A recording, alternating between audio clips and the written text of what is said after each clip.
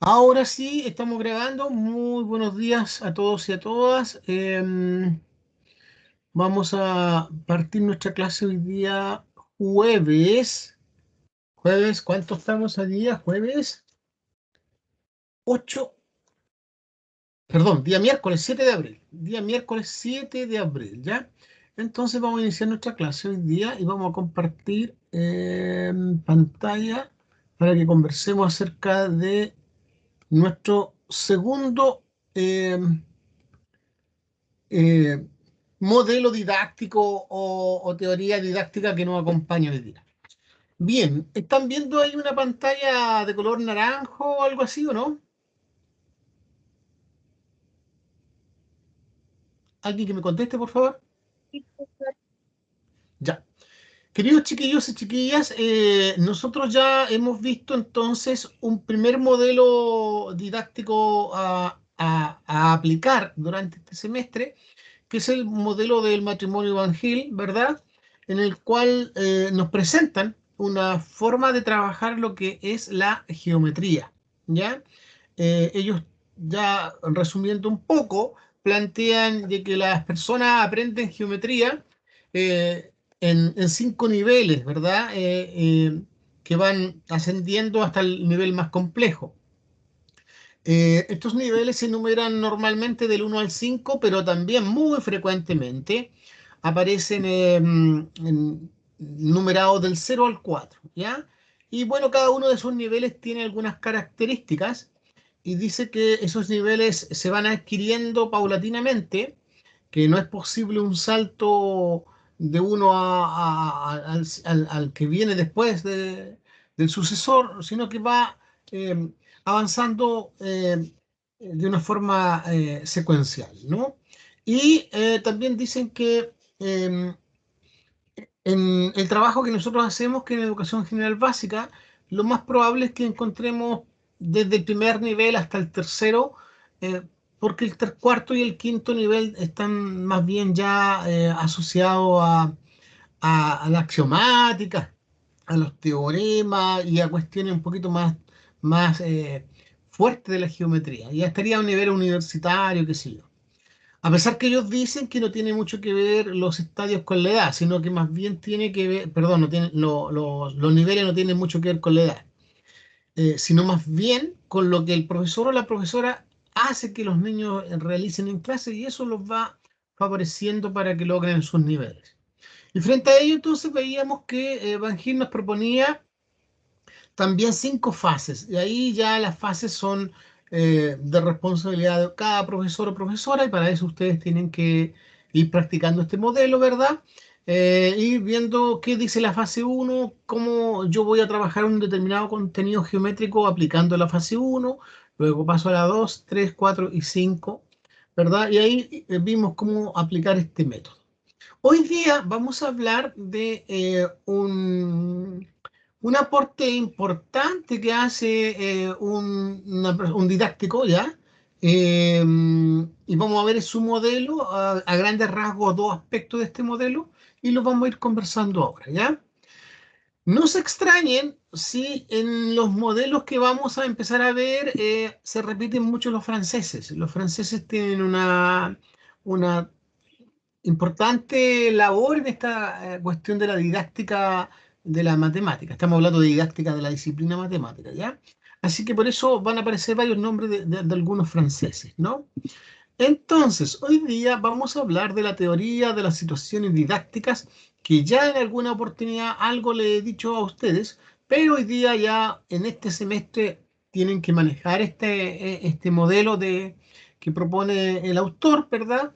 Y tratar de aplicarlo en algún contenido. Esa es la idea, de que después ustedes puedan hacer una pequeña muestra de aplicación de esto. Ya, ahora, la diferencia que tiene esta con Van Gogh es que esto está hecho para cualquier contenido matemático, no, no solamente, no es para geometría exclusivamente, es para lo que ustedes quieran, ¿ya? Y yo diría que también hay algunos aportes interesantes aquí que pueden ser perfectamente trasladados a otras disciplinas, pero nace en el contexto de la disciplina de la matemática, ¿ya? Bueno, entonces, La teoría de las situaciones didácticas nos dice que eh, se transforma en un modelo didáctico esta teoría que es de Brousseau, ¿ya? Brousseau fue el que propone esta teoría de las situaciones didácticas y que ahora se nos presenta como un modelo a seguir, ¿ya? Tiene su origen a principios de los 70 más o menos, ¿ya?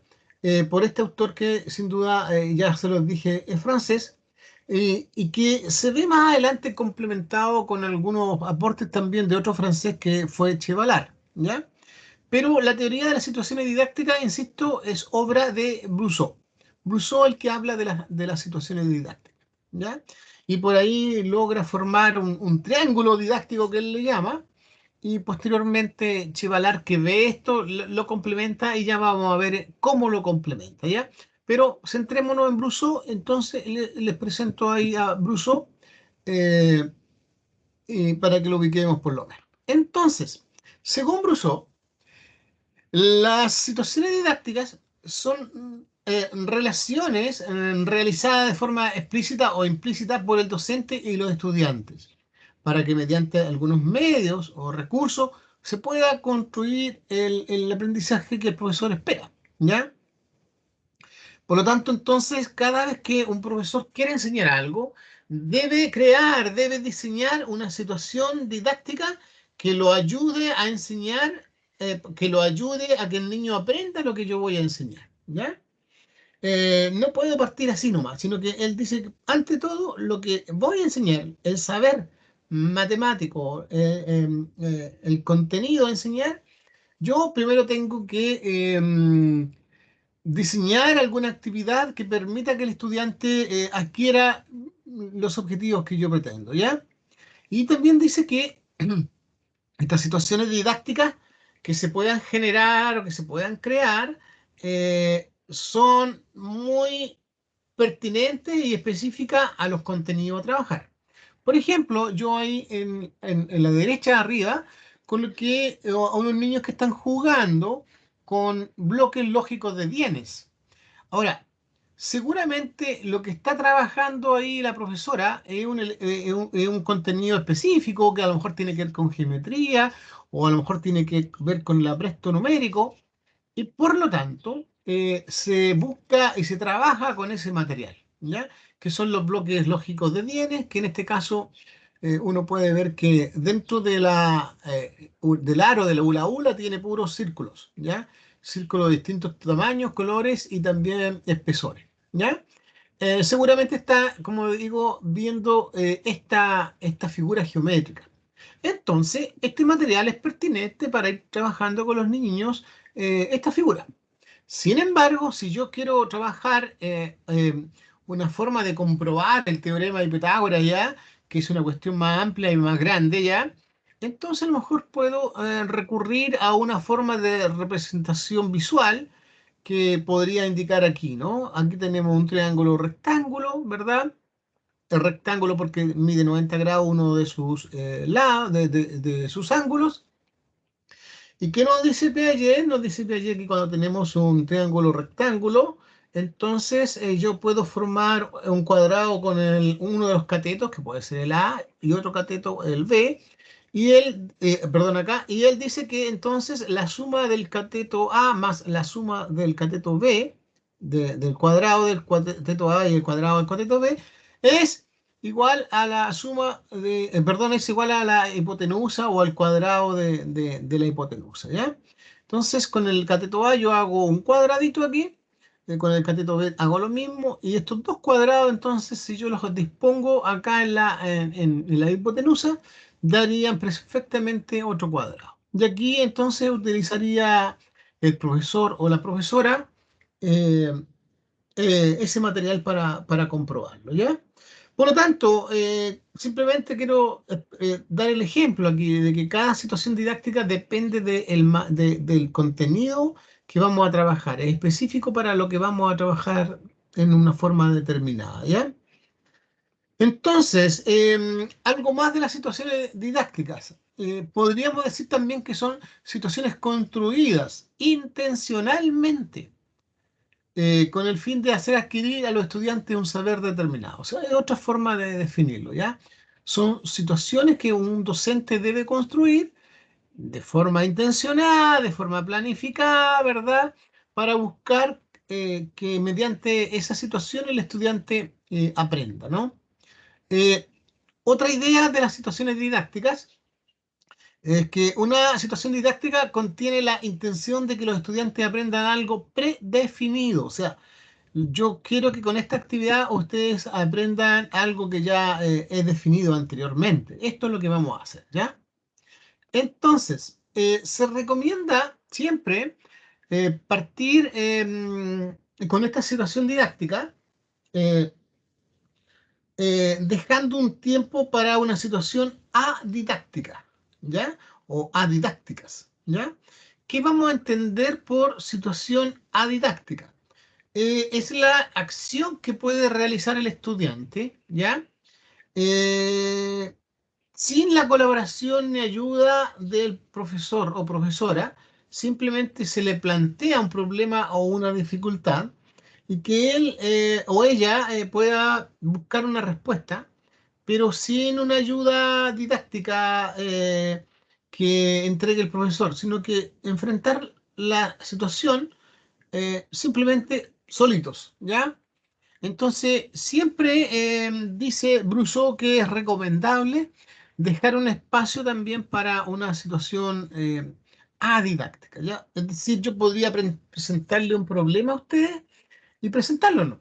Y, y dejarlos que cada uno de ustedes o en grupo puedan ir solucionándolo, sin ninguna instrucción, sin ninguna indicación, sin ninguna intervención didáctica de parte mía. Pero después de algún tiempo, ahí ya empezaría ya la situación didáctica propiamente tal, ¿ya? Dicho de otra forma, entonces, podemos decir que una situación adidáctica se produce cuando el profesor deja que el alumno asuma un problema planteado ojalá como propio y que entre en un proceso de búsqueda autónomo, sin ser guiado por el docente, ¿ya? Entonces, a lo mejor, no sé, pues si hay un compañero como Juan que le gusta tocar la guitarra, ¿verdad? Y a lo mejor alguien quiere que toque un tema, a lo mejor yo lo podría dejar que escuchara el tema y que lo trate de sacar solo, ¿ya? Y si le gusta y está motivado, va a ser un desafío para él, pero ese desafío lo va a enfrentar con los propios recursos que él tiene, con lo que él sabe, con el oído tal vez, o con la música que maneje, va a tratar de dar, ¿no? Pero si no lo logra, viene entonces el profesor de música o que sabe y le va a empezar a dar las indicaciones para que empiece a sacar ese tema ya de una forma más didáctica para que se asegure ese logro, ¿no? Entonces, esa es la idea de una situación adidáctica. Bueno, la situación didáctica que plantea Brousseau la representa él a través de un triángulo didáctico, ¿ya? Este triángulo se produce entre el estudiante, el docente y el contenido, ¿ya? O el saber. Entonces, el estudiante aprende, el docente enseña y debe entonces el docente generar una situación didáctica para que el alumno aprenda este contenido, para que el alumno maneje este saber. Para ello, entonces, el profesor debe conocer este contenido, las dificultades que tiene, lo que significa, y para eso, y teniendo en cuenta qué estudiante tiene al frente, cuánto sabe, qué edad tiene, en qué etapa del desarrollo está, etcétera, pueda entonces diseñar una situación didáctica que permita que este niño o niña aprenda lo que nosotros queremos, ¿ya? Entonces, hay esta triada didáctica que propone Bruso. Sin embargo, habría que decir también que en estas situaciones didácticas que se plantean aquí, entre el docente, el estudiante y el saber, significa entonces que hay una elaboración de contenido, o sea, el profesor tiene que manejar y saber cómo es el contenido, las dificultades que tiene, y esta situación didáctica tiene que ir acorde con esto. ¿Para qué? Para que el estudiante se pueda apropiar del saber que nosotros queremos, ¿ya? Y aquí entonces se producen unas interacciones didácticas entre el docente y el estudiante, donde el docente le indica algunas cosas que el estudiante debe hacer, lograr, etcétera. ¿Y qué vamos a buscar, no? Bueno, con el tiempo aparece Chivalar, que ya les decía en una de las primeras diapos de esto, diapositiva, ¿verdad? Que Chivalar, que es otro francés, mira esta idea de Brousseau y le gusta. Y le gusta también esta idea de que hay un triángulo didáctico, pero Chivalar le agrega a este triángulo didáctico un cuarto elemento que es el medio. Chivalar entonces aporta a la teoría de Brousseau eh, con em, cuarto punto que sería el medio, ¿ya? ¿Y qué dice que es el medio? Es lo que el alumno se enfrenta, incluyendo las acciones del profesor, las restricciones que pone, las informaciones, las ayudas que proporciona, ¿ya? Es decir, todo lo que está dentro de lo que él va a hacer, ¿ya?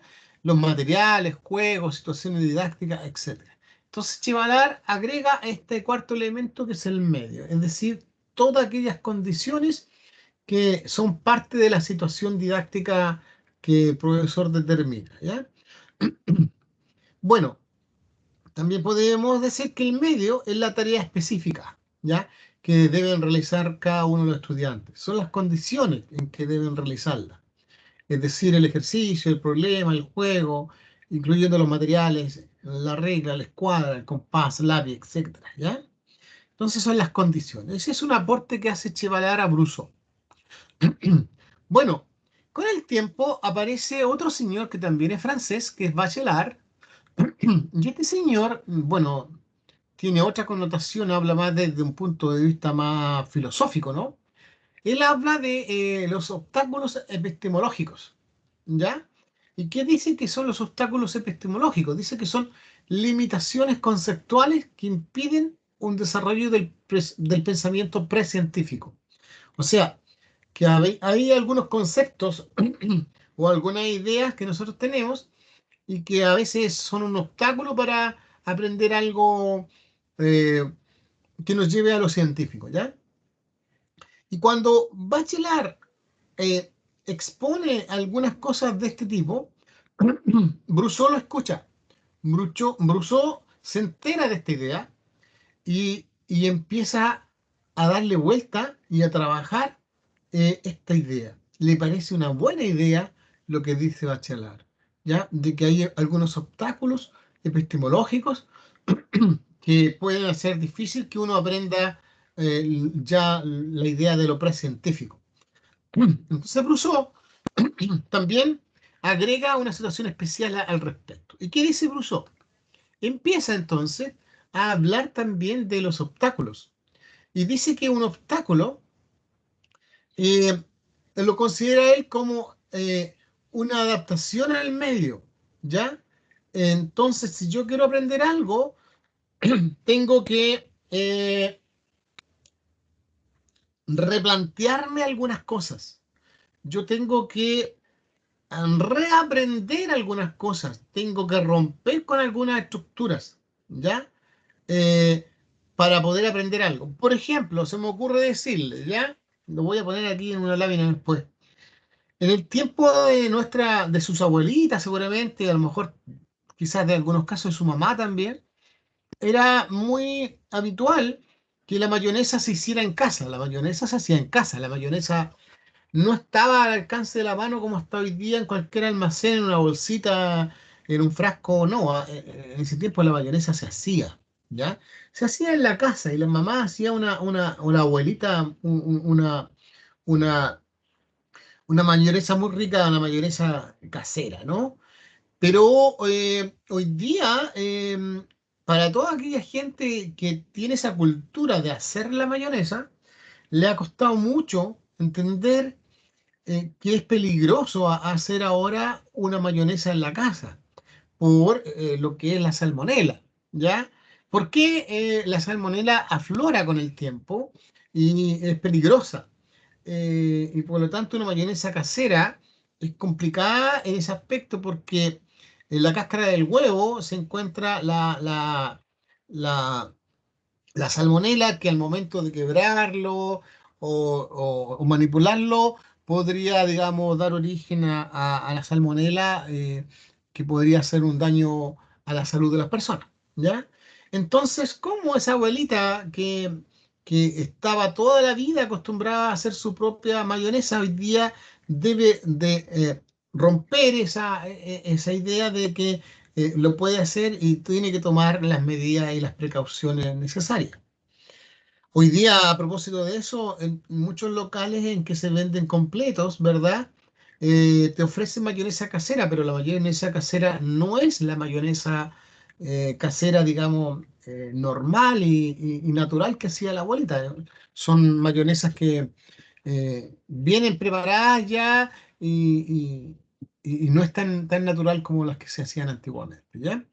Entonces, implica, según Brousseau, romper algunas estructuras cognitivas que ya no me sirven para tener en cuenta otras. Ya no puedo hacer una mayonesa tan, tan fácilmente pensando en que va a ser muy sana si existe la posibilidad de que nos enfermemos, ¿ya? Entonces, esto sería como un obstáculo, ¿ya? Entonces, debido a su éxito previo, la persona resiste a ser modificada o a ser rechazado. Entonces, lo que yo usaba es como una barrera. Por ejemplo, sigamos hablando de la alimentación. Antiguamente, también hace muchos años atrás, era muy común que tú ibas a la Felicur, al CREA en Talca o a cualquier otro centro de abastecimiento así, y la gente tomaba y abría almejas, cholga, le echaba un poco de limón y comía incluso ahí mismo, ¿ya? Entonces, hoy día sabemos que un marisco no cocido es una instancia de riesgo. Pero para esa persona que se acostumbró y desde chico hacía eso, hoy día le cuesta rechazar esa situación, ¿ya? ¿Cómo va a ser mal si yo siempre comí cuando niño con mi papá, con mi abuelito, qué sé? Pero eso es una barrera hoy día para aprender algo que tiene que ver con el cuidado de su salud, ¿no? Lamentablemente hoy día sí, tú puedes comer, puede que no te pase nada, pero también existe un alto porcentaje de posibilidades de que te enferme, ¿ya? Entonces mejor consumir el marisco cocido, ¿ya? Por lo tanto, los errores se manifiestan por errores específicos, los obstáculos, ¿ya? Se manifiestan por errores específicos eh, y son resistentes, se tienden a dejar ahí, ¿ya? Por ejemplo, en ciencias, el hablar de peso por masa, ¿ya? Eh, Este es un ejemplo muy claro, a nosotros nos cuesta cuando entramos en la clase de ciencia hablar de la masa como que si fuera peso, ¿ya? Normalmente nos acostumbraron a ir al almacén y comprar un kilo de pan, ¿no? ¿Verdad? Un kilo de papa y lo pesábamos. ¿Y cuánto pesó esto? Pero en realidad lo que estábamos haciendo ahí era midiendo la masa del pan, midiendo la masa del tomate o de lo que sea. Pero fue tan utilizado la palabra peso que a nosotros nos cuesta entender ahora. Y si yo les digo a ustedes, oiga, ¿cuánto pesa usted, cualquiera de ustedes? Va a pensar en la masa, ¿ya? Porque lo tiene asociado a la masa, al medir en la balanza la cantidad de masa que usted tiene, porque la masa es eso, la cantidad de materia que un cuerpo tiene, ¿no? Y el peso es la atracción que el planeta ejerce sobre un cuerpo determinado.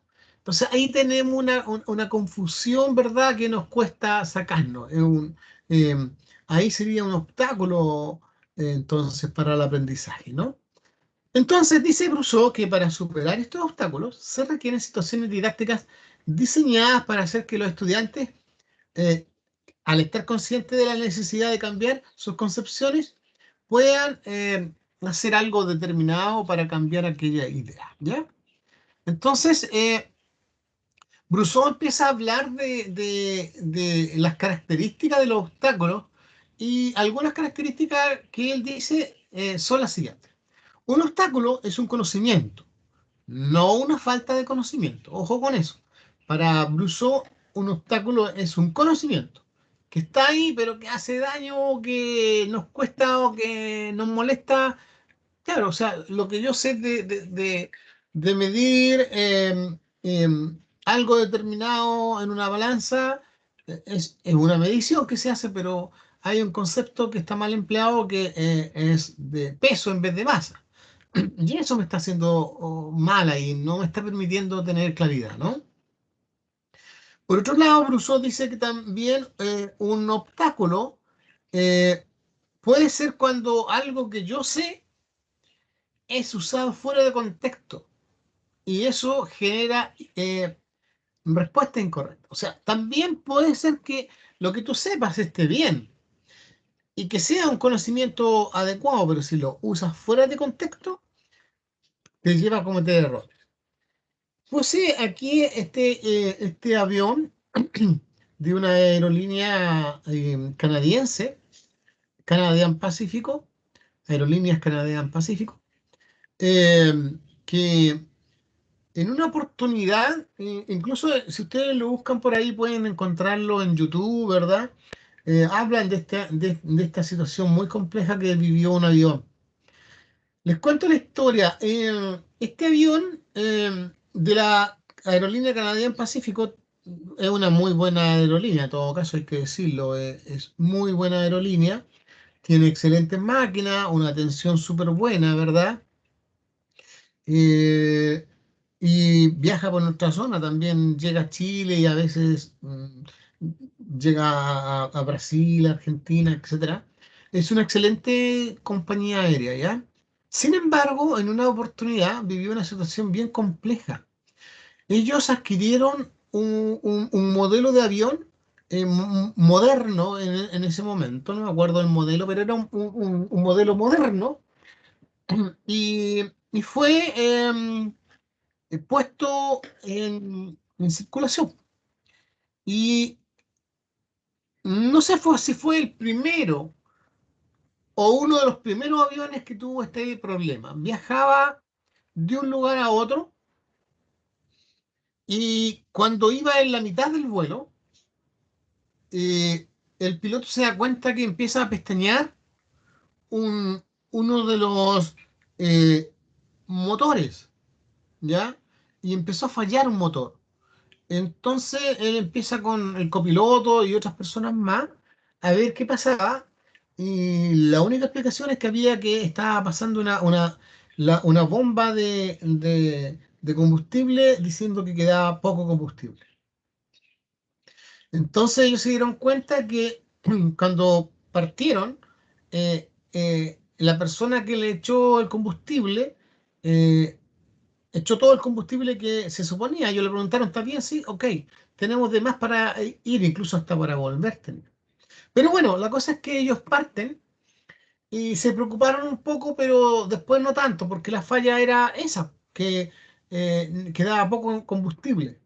Y eso según sus cálculos y según lo que llenó los señores del aeropuerto, estaba todo bien. Sin embargo, al poco andar, empieza el otro motor a fallar y a dar la misma idea. Entonces estos señores se empezaron a preocupar, empezaron a llamar a algunos lugares y les dicen que lo más seguro entonces que aterricen en algún lugar cercano y no sigan donde van. Lamentablemente, los lugares para aterrizar cercanos, ninguno era tan cercano. Entonces ellos tuvieron que hacer grandes esfuerzos. El piloto extraordinariamente bueno eh, logró llevar el avión a una parte donde se le acabó el combustible. Es decir, los últimos metros eh, fueron planeando. Bueno, cuento corto, tuvo un aterrizaje bastante accidentado, quedó un poco averiado el avión apenas el avión logró detenerse, el piloto hizo salir a todos, a todos, a todos de inmediato, e incluso algunos se preguntaban, ¿y para qué nos hace salir tan rápido? Si ya estamos en tierra, ya es cosa que bajemos. Pero lo que no sabían es que el piloto había escuchado y sabido de que a veces en estos aterrizajes así se produce un calentamiento de cualquier cosa, de una rueda, de algo así, y puede haber un incendio. Y en otros casos la gente ha muerto ya el avión detenido por incendios que se producen ahí y no haber bajado pronto. Bueno, la cosa es que afortunadamente no pasó nada y la gente salió viva sin ningún problema. El avión, como les digo, un poquito averiado. Pero empezaron a hacer investigaciones. ¿Qué pasó? ¿Por qué este avión, que era moderno, queda sin, queda sin combustible? Y bueno, ¿para qué les cuento todas las cosas que ocurrieron? A partir de eso a todos les obligaban después a tener repuestos de bombas, de combustible, etcétera, etcétera. Pero la falla, ¿cuál fue? La falla simplemente fue técnica del señor que cargaba el combustible. Porque todos los aviones que tenían ahí en esa compañía cargaban combustible según el volumen y también calculaban la masa del combustible y ellos lo echaban entonces en libras, ¿ya? Y este avión venía en kilogramos. Entonces el señor no se dio cuenta de ello, ¿verdad? Y echó no sé cuántas de las 380 que quería, pero no se dio cuenta de que él estaba acostumbrado a medir en libras, que es más o menos como la mitad de un kilogramo. Entonces, en masa, en volumen, en todo eso, el avión se fue con la mitad de más o menos del combustible que requería. Entonces, lo que les pasó fue totalmente normal, no fue una falla del avión, tampoco fue un mal uso del piloto o una condición de aire que fuera haciendo mucho em, uso de combustible, sino que fue simplemente como un conocimiento que tú históricamente lo has hecho bien, el cálculo de esto y esto otro, y te falla porque te cambia la condición, ¿ya? Es simplemente eso. Entonces, como aquí Rousseau nos dice que hay un conocimiento que usado en otro contexto te puede crear un error muy grande, ¿ya? Bueno, el alumno se resiste a las contradicciones que el obstáculo le produce. ¿Ya? Como que le cuesta restablecer aquello que se les dice. Por lo tanto, debe identificarlo e incorporarlo, pero su rechazo, el nuevo saber, se debe dar, ¿ya? Eh, Dice también que un obstáculo, después de haber notado su inexactitud, continúa manifestándose de forma esporádica. Y yo aquí puse el ejemplo que hoy día estamos viendo mucho en las filas por esto de la pandemia, en que dice ubíquese aquí, ¿verdad? Y más allá, mínimo un metro y medio debe estar la otra persona. Pero a nosotros también nos damos cuenta de que nosotros decimos muchas veces gánese aquí, ¿verdad? Y nos han enseñado que gánese aquí no es lo más adecuado, no es lo más apropiado. Hoy día pareciera que hay una aceptación de la Real Academia de esta palabra, pero ubicarse, colocarse, ponerse en un lugar es distinto a ganarse. Y eso lo hemos conversado y lo hemos dicho muchos estudiantes, adultos, pero aun cuando ellos lo saben, o algunos de ustedes también a lo mejor lo saben, y de repente se les sale todavía un gánate aquí o ganémonos acá, ¿ya? ¿Por qué? Sabemos que no es muy correcto ni formal decir gánate o gánese, pero se nos olvida y se vuelve a decir eso, ¿no? Entonces ahí hay un ejemplo de cómo un obstáculo epistemológico, aunque lo sepamos de repente, en forma esporádica por ahí, se manifiesta otra vez. Eso dice Brousseau, ¿ya? Entonces aquí tenemos lo que conversábamos delante, que nosotros desde niños estamos acostumbrados a usar el término peso eh, eh, por medición de masa, ¿verdad? y nos quedamos con eso. Entonces, cuando nos empiezan a hablar después de masa o de peso, nos confundimos todos, ¿ya? Entonces, aquí hay un dibujito que muestra muy bien que una persona puede tener una masa, no sé, de 75 kilogramos, es decir, que su cuerpo tiene una masa de 75 kilogramos, que no va a variar si yo la mido aquí en Chile, en Ecuador, en Perú, donde sea, y que el peso es la atracción, digamos, que el planeta ejerce sobre ese cuerpo, ¿no? Entonces, la gravedad aquí son 9 como y tanto, lo redondeamos a 7, a 10, ¿verdad? Newton. Entonces, en el fondo se trata de eso, ¿ya? De saber que si hay una persona que tiene una masa de 75 kilos, lo multiplica aproximadamente por 10 newton, ¿verdad? La fuerza de gravedad, perdón. Entonces ahí le daría un peso de 75 newton y que se mide con un dinamómetro, ¿no? Entonces ahí hay un otro ejemplo de cómo nosotros tenemos complicaciones en este aspecto, ¿ya? Entonces, vamos terminando ya con esta idea para que conversemos. ¿M? Tipos de obstáculos según Brousseau. Según Brousseau, dice que hay algunos obstáculos que tienen que ver con lo ontogenético, ¿ya? O también a veces se les llama psicogenéticos, y que tienen que ver con las características del desarrollo del niño, ¿ya? Eh, Hay niños que están en una etapa del desarrollo que pedirle algunas cosas es muy difícil, ¿no? Que un niño de 5 o 6 años pueda realizar un ejercicio abstracto, matemático, es complejo, es difícil, no lo va a hacer porque no está en su estadio, ¿ya? Eh, Pedirle a un niño que pueda generar una transposición eh, eh, en lo que tiene que ver con la izquierda y la derecha, es difícil si tiene 5 o 6 años. Con suerte va a poder identificar cuál es la derecha e izquierda, pero saber cuál es la derecha e izquierda de la persona que está al frente de lo de ella, esa transposición todavía no la logra. Entonces, por eso la educadora de párvulo, o por eso el profesor básico a veces, cuando se está frente a los niños, le dice, levante la mano derecha, y levantamos la otra para que el niño levante esa mano, porque no es capaz de darse cuenta que mi derecha es esta otra, ¿no? Entonces, hay algunos obstáculos, según dice Brousseau, que son ontogenéticos, ¿ya? Es decir, son propios de la edad y de la etapa del desarrollo de los estudiantes, por lo tanto tendríamos que tener cuidado con ellos. Y también hay obstáculos didácticos que resultan de la decisión que tiene el profesor de elegir algo. ¿Qué hago yo para lograr esto? ¿Ya? ¿Cómo voy a hacer que se ejercite esto? Entonces ahí hay algo complejo, ¿ya? Y entonces el error es de lo que hizo el profesor, de la didáctica empleada inadecuada.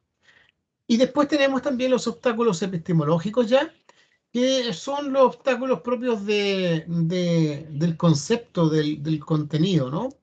Eh, Sin duda ya empezar a hablar de algunos aspectos más grandes como la ecuación y todo eso es más complejo que una adición y una sustracción. Por lo tanto, esos son obstáculos ya que tienen que ver con el contenido propiamente tal. Yo en alguna oportunidad le hablé del número de Avogadro que usan en química, ¿verdad?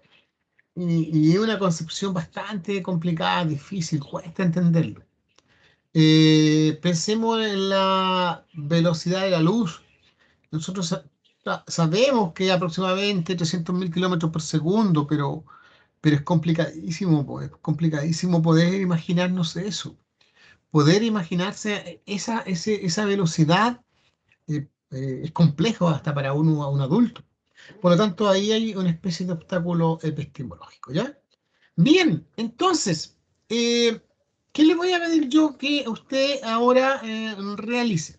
Pero antes conversemos un poquitito, porque la idea es que usted elabore un diseño de una clase cualquiera, de cualquier contenido matemático, ¿ya? Lo que usted quiera trabajar, en el curso que usted quiera. pero considerando la teoría de las situaciones didácticas de Brousseau y también teniendo cuidado con los diferentes tipos de obstáculos. Entonces, ¿qué podrán hacer ustedes?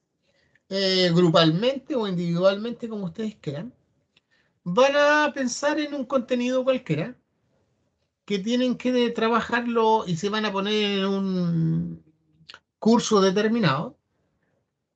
Entonces ustedes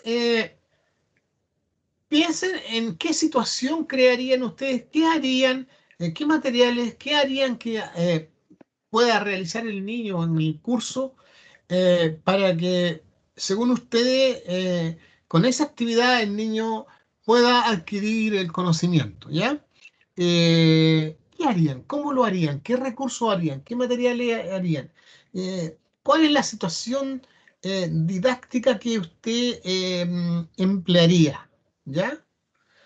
Pero no se olvide que en algún momento también usted deje hacer o plantee o entregue el material al niño o la niña y que tenga un espacio también de un trabajo adidáctico, es decir, un trabajo que trate de resolver o solucionar solito o solita ella, sin que usted le aplique todavía ninguna situación didáctica específica, ¿ya? Por lo tanto, eso, tomar un contenido, pensar en un curso, diseñar esta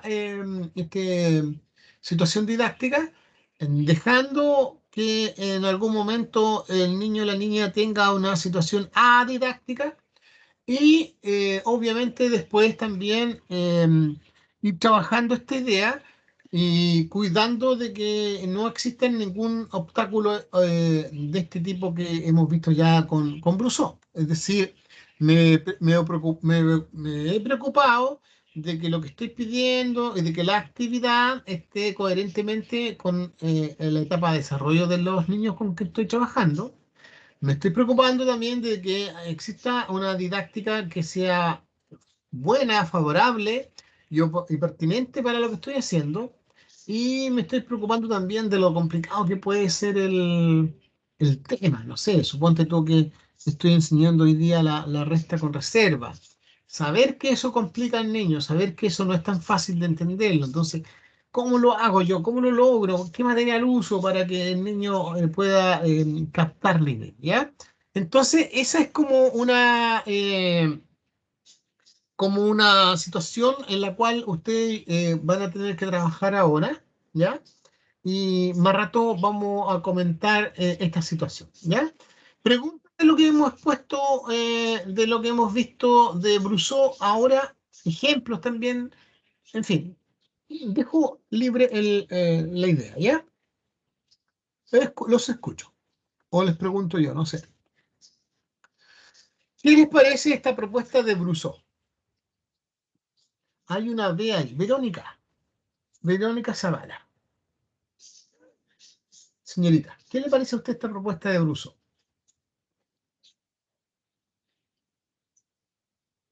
Benito, o alguien que quiera aportar.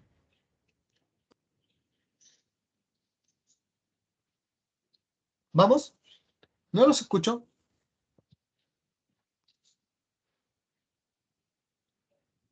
Otra persona que quiera colaborar y decir más o menos que si no le quedó Hola, profe. claro, pues, díganme.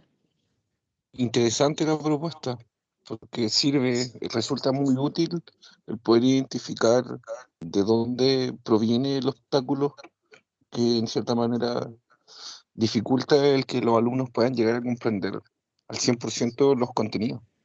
Y el hecho de que, por ejemplo, cuando se hace la diferencia entre el obstáculo didáctico y el obstáculo epistemológico, el Ujú, epistemológico es uno de los más comunes, por así decirlo, que es como cuando los niños están aprendiendo a pronunciar o aprendiendo a hablar incluso. Es como el más común de todos, según yo. ujú.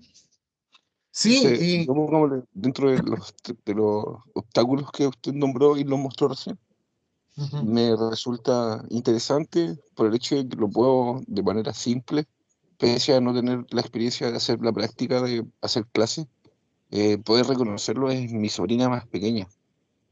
ella hasta hace un tiempo atrás tenía algunas malas concepciones cuando yo le preguntaba acerca de algunas materias, cuando la escuchaba en clase, Ujú, y cuando ella trataba de explicármelo, lo hacía a su modo, pero no siempre utilizando los conceptos como realmente se tienen que usar. ujú, correcto. Juan Pablo, muchas gracias primero que todo por tu intervención. Segundo, aparte de la utilidad que pueda tener cada uno de estos, de estas teorías, ¿verdad? De estos modelos didácticos, es muy interesante que ustedes culturalmente lo entiendan, los conozcan y los manejen, ¿no?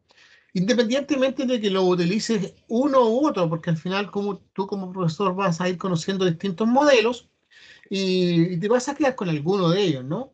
Pero lo importante es que los conozcas. Y además quiero decirles y adelantarles a ustedes que el próximo semestre, ustedes están en tercero, ¿sí?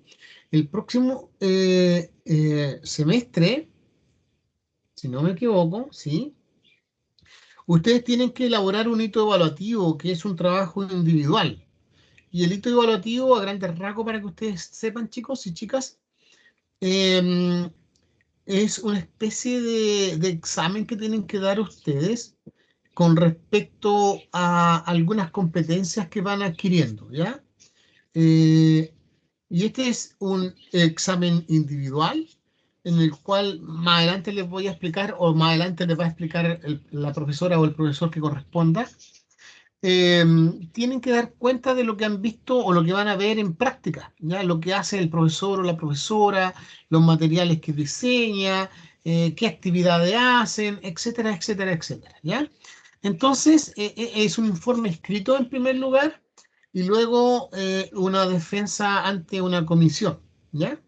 Entonces, eh, en este informe escrito y obviamente también en la defensa ante la comisión, se espera que ustedes hagan como una especie de informe de lo que han observado. ¿Y qué significa eso? Observar todo lo que han visto, lo bueno, a lo mejor lo cálido, lo tranquilo, lo amable, lo afectivo que es un profesor, lo didácticamente bien preparadito, en fin, es un informe. O también al revés, que a lo mejor trabajó en matemática y nunca usó el método Copici, solamente va a lo gráfico y a lo abstracto, nunca lo vi con un material concreto. Todo eso ustedes deben ir ya aplicándolo ahí, ¿ya? Por lo tanto, en este hito evaluativo se espera que ustedes, si se refieren a algo, lo puedan emplear acá.